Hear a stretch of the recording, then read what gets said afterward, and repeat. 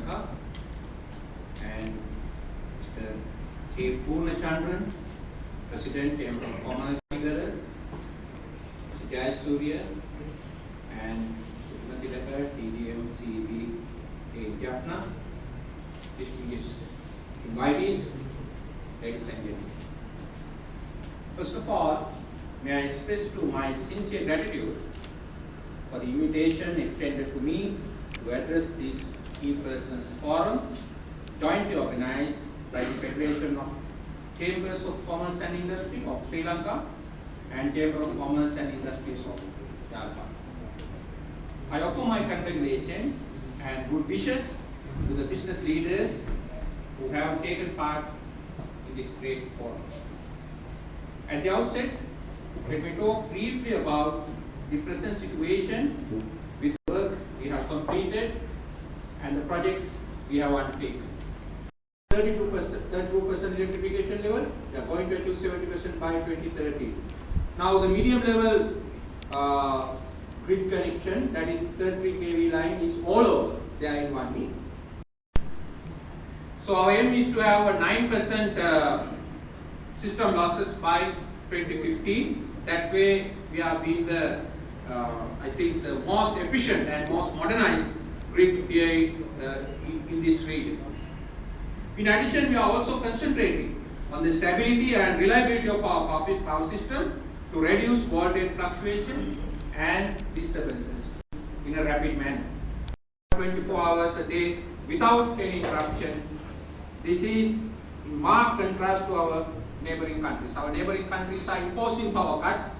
As Mr. Mallarachchi clearly told you, in Pakistan, some countries, some cities, it's 23 hours per day. Only 1 hour they are supplying power. Their power system is completely broken down because of this drought condition and also the heavy cost incurred by the grid. So we are fortunate enough to supply energy at a concessionary rate, but if you are not going to save energy, we will be facing these kind of problems in the time to come. So in conclusion, I wanted to stress a single point about our development drive during the last decade, highlighting the lower level of urbanization. Recently concluded statistics clearly stipulated that our urban population stands at about 19%, as shown in the latest statistics. 19%. In 1970, it's the same figure. So, because of this electrification, because of these facilities going to the rural areas, the urbanization is being somehow managed. And this indicates that our rural people are almost sticking to their areas due to many opportunities. Therefore, I would say our development is to do with some concerns about electromagnetic field generated from the overhead power lines very close to residents. I understand that in Kelaniya, quite a number of children belonging to very poor families are suffering from leukemia because they live very close to the high voltage overhead power lines. I don't know whether it is high voltage electromagnetic field and leukemia, but supply in this region and uninterrupted power supply. What will happen, by that time we will have road connectivity and possibly rail connectivity, and therefore industries will probably start booming. Now then there will be an increase in demand. So is there going to be spare capacity in your grid system for that eventuality? My last one is actually a request.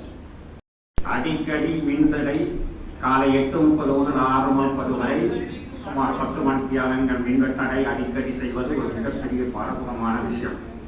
ஒரு அபிவிருத்தி அடைந்து வரும் ஒரு யாழ்ப்பாணத்தில் இப்படியான ஒரு நடவடிக்கையை மாற்றுவதற்கு நீங்கள் வழியேதும் செய்ய வேண்டும். 2, வடமராட்சியில் ஒரு பள்ளி மாணவர் இணைப்பு அறந்ததால் தன் உயிரை பரிதாபமாக செய்தார். அவருக்கான ஏதாவது ஒரு இழப்பீட்டை மின்சார சபை கொடுக்க வேண்டும், அதை விரைவாக கொடுக்க வேண்டும் என்று நான் கேட்கிறேன். மூன்றாவது, இந்த மின் வேலைகளை செய்பவர்கள் மிகவும் அமைதியாக செய்கிறார்கள் போல் தெரிகிறது. நீண்ட நாட்கள் அந்த வேலையை செய்து முடிக்கலாம் என்று அவர்களுடைய எண்ணம் போல் இருக்கிறது. தொலைத்தொடர்பு திணைக்களம் இதே மாதிரியான பிரச்சனையை எதிர்கொண்ட பொழுது தென்பகுதியிலிருந்து அதற்கான ஊழியர்களை இங்கே அழைத்து வந்த பொழுது பிரச்சனைகள் சுலபமாக தீர்க்கப்பட்டன. ஆனால் யாழ்ப்பாணத்தில் அதே மின்சார சபையிலும் இருக்கிறது. அதையும் தீர்த்து வைக்குமாறு நாங்கள் அன்போடு படிக்கிறோம்.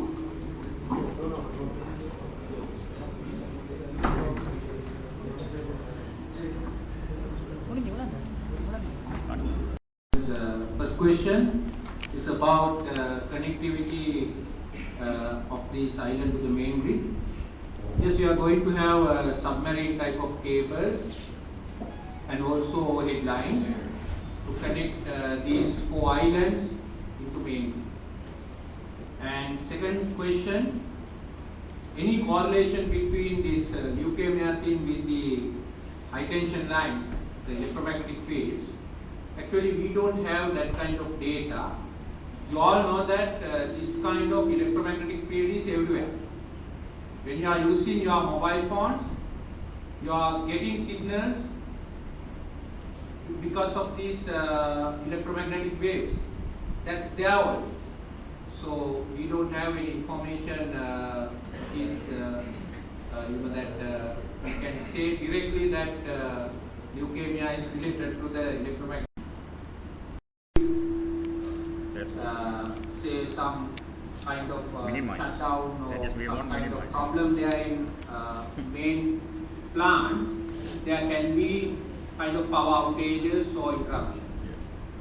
Other thing is that, as he pointed out, because of the maintenance works, and to support non-conventional electricity production to industries or hotels like ours.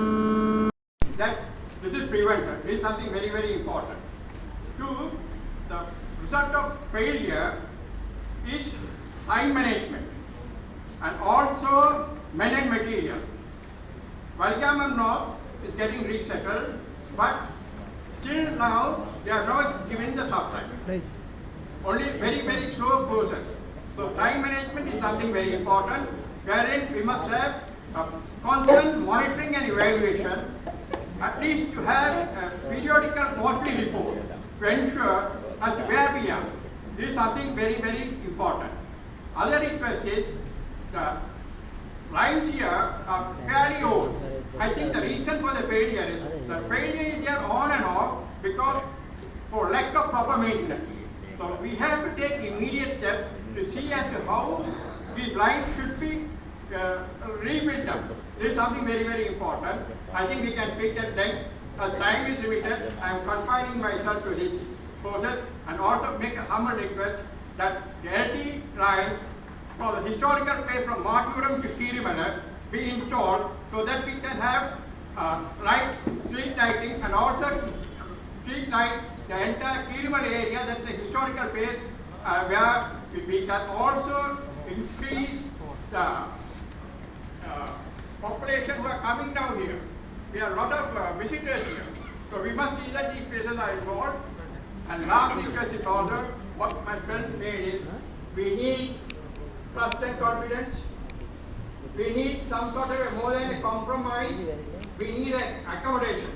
I think to the standards stipulated by the International Atomic Energy Authority, and both countries, the India, Bangladesh and also Sri Lanka, we have signed 3 conventions regarding nuclear safety, and we have to adhere to these international conventions.